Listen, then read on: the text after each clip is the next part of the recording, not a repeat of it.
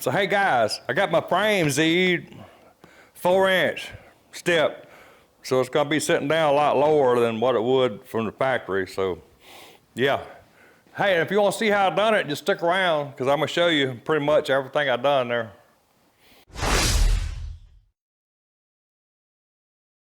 So now, I got a 4-inch drop axle. I'm gonna have a reverse side spring, which is gonna be an inch lower. So that's 5 inches. And plus 4 with this Z frame. So the front of this car is gonna be 9 inches right there. The body's gonna be 9 inches lower than what it was from the factory. Well, actually, 9, 10, 11, 12 inches, because I got it channeled 3 inches. So this right here be 12 inches lower than what it was from the factory. Yeah, 4-inch drop axle, reverse eye spring is 1 inch, that's 5. Z is 4, that's 9. Channel 3 inches, 12 inches.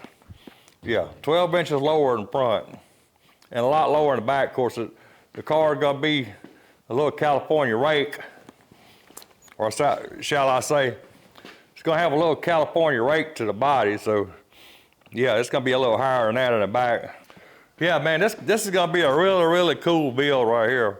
Hey, stick around, see what happens next. By the way, I wanna mention this.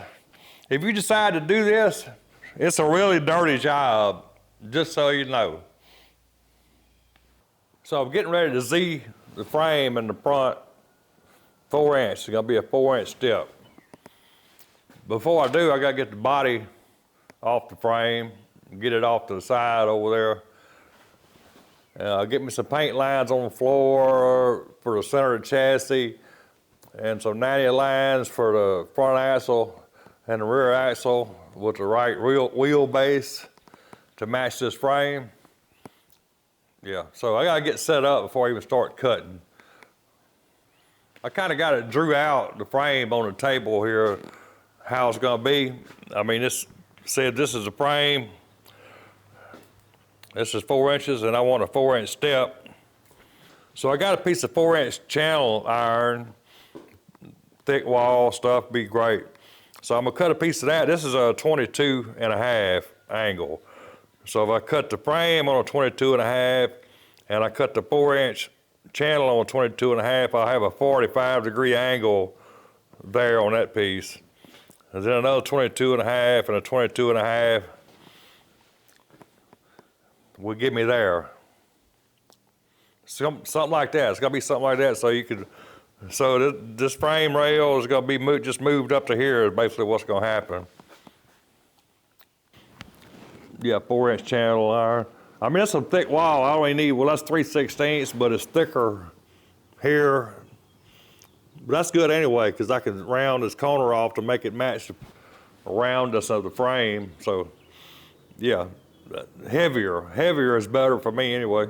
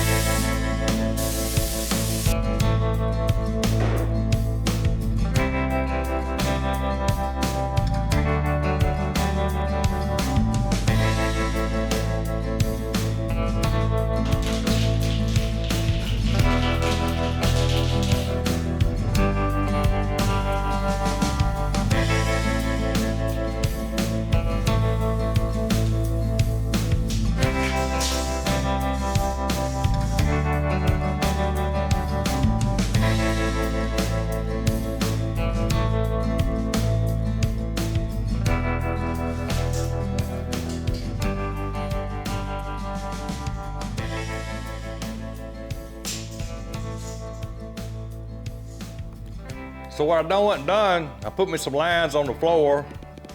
That's gonna be my frame table, the floor. But most of you guys see me do this before, but I got this squared up. I got kind of like the center down my shop. And I use a 3, 4, 5 method to get it square. Measure 3 foot this way, 4 foot that way, then 5 foot will get it square. Yeah, I mean, you see I just painted over that string. You see we got some fine lines there to go by. And I got that's my wheelbase right there. 103 inches from that line to that line, 103 inches.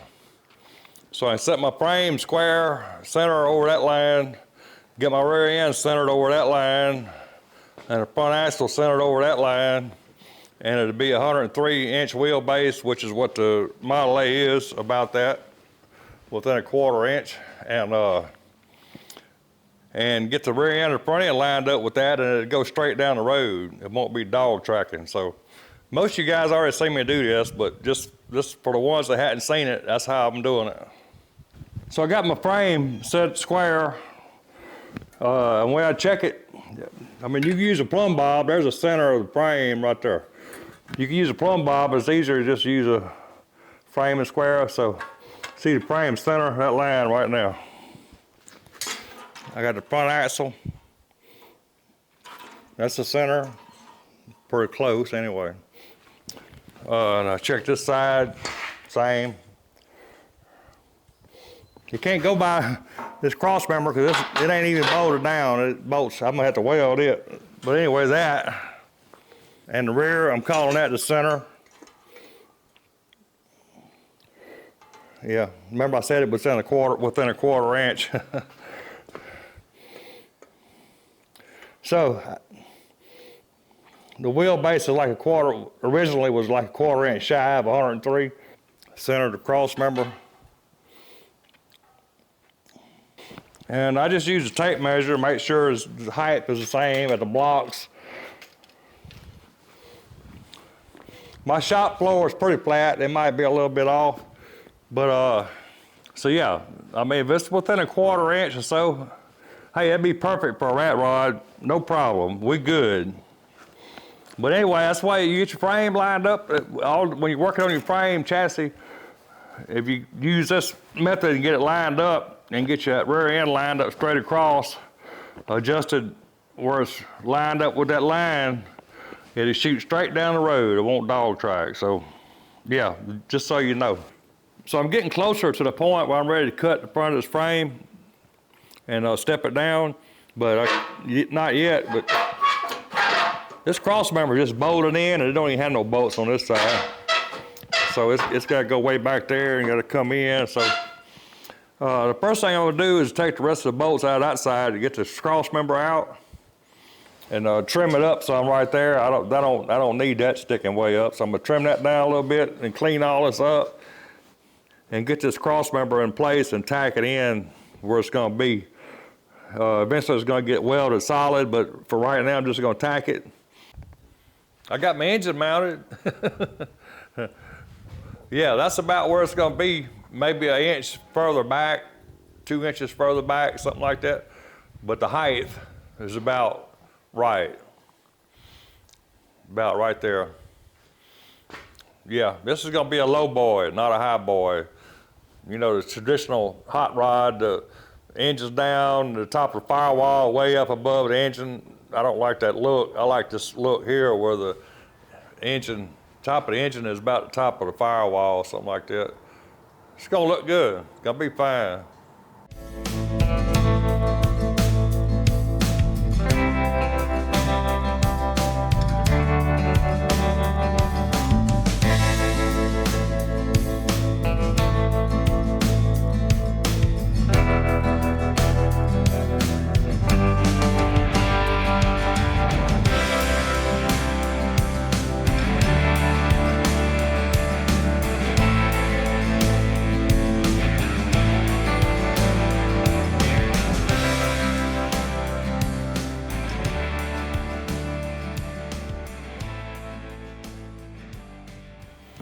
Got the cross member tacked in, cleaned up, wire wheeled best I could. Now I gotta get the frame. I got my table. Take the frame and lean it up against that table so I could cut these rivets, knock these rivets out of these brackets that I'm not going to use. So, and then I got to cut the frame like right there. Yeah, stand it up where I can get to it better.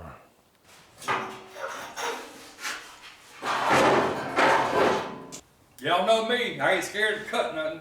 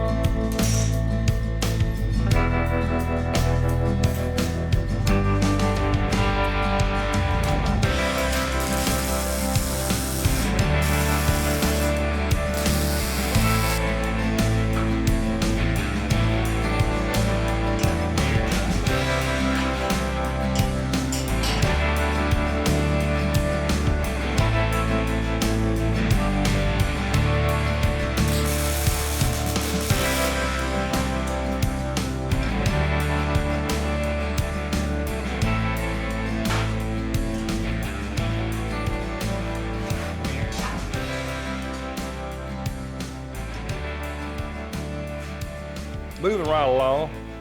So I got the back section of the frame lined up, dead center of the mark. Got the back axle, where the back axle goes on the, lined up. I got my horns 4 inches higher off the floor than what they were before I cut the frame. You see that front, you see that mark there is not quite dead center. And you see, we're not quite fitting up. So I'm at to do some grinding on this to get this lined up. So I have a good tight fit. At the same time, get where the height will be right and the center will be right. So yeah, I got to do some grinding to get all that fitting. So there's that. You can see I temporarily clamped a bar there so I can get the center line, so I can get it lined up. Yeah. I got to fine tune all that before I weld. So yeah, I'm working on getting it all, everything lined up.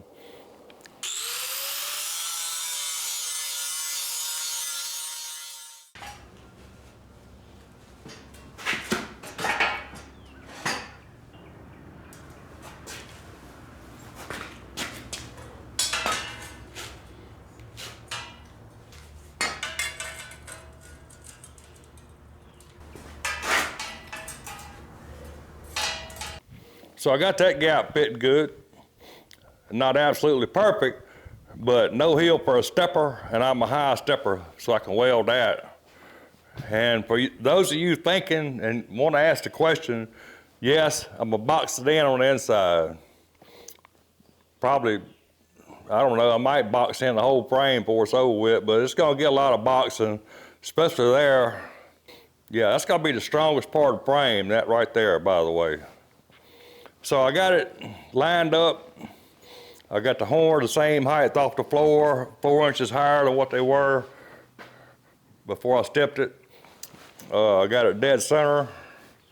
I got the center of the axle on both sides. So we're ready to weld.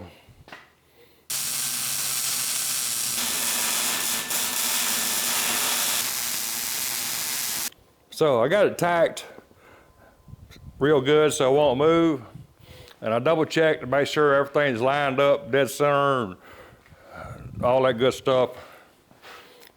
So, and we're good. We're ready to weld. I'm gonna weld her up.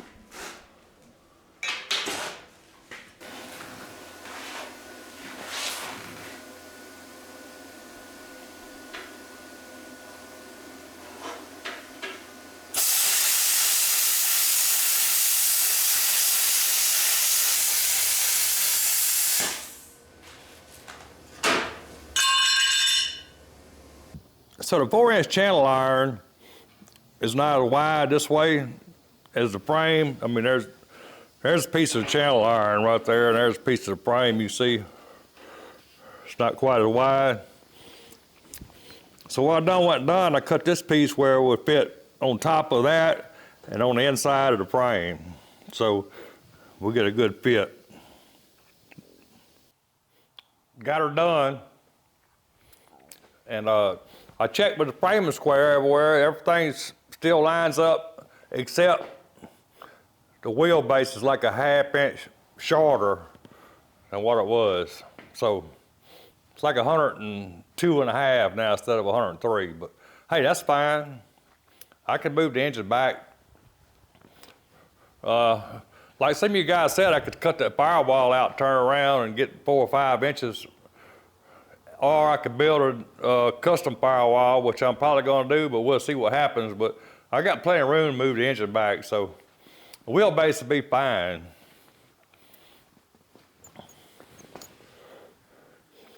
Not too bad a welding for a redneck. Could be better, could be worse. But I guarantee you one thing, it ain't gonna break right there. It might break somewhere else, but not there.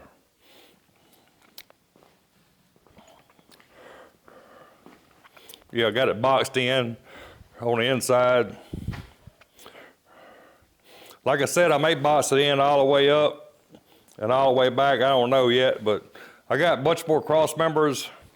That cross member is gonna have to go. Won't work with the transmission, I don't think.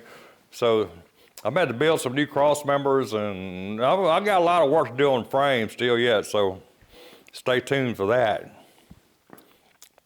I trimmed that front cross member, cut some of the ugly out of it, and got it tacked in. I don't have it welded all the way yet. Like I said, I'm probably gonna box around that too to strengthen everything up. But yeah, it looks a lot better. But now I got a 4-inch drop on the front. That frame is sitting pretty much at ride height for the frame the way it is right now. That's I think what, 8 inches? Might be 9, I don't know, something like that. And it might be a little bit lower at the front or a little bit higher, I don't know, but it's gonna be about right there. I'm gonna try to get at least that or maybe a little lower. If nothing else, I could take one of the leaves out of the front leaf spring, drop it down some if I need to. The car, well, the front wheel will be about right there. The engine will be a little further back, and the back end of the car will be a little bit higher, but basically something like that, only with not those wheels. Not the back wheels for sure, but they made them for a Jeep. They don't look pretty much good on anything else, but maybe an old truck or a Jeep. It's gonna look good. It's gonna be fine. All right, guys, as usual, we getting it. We just ain't got it yet. Appreciate you. See you next time.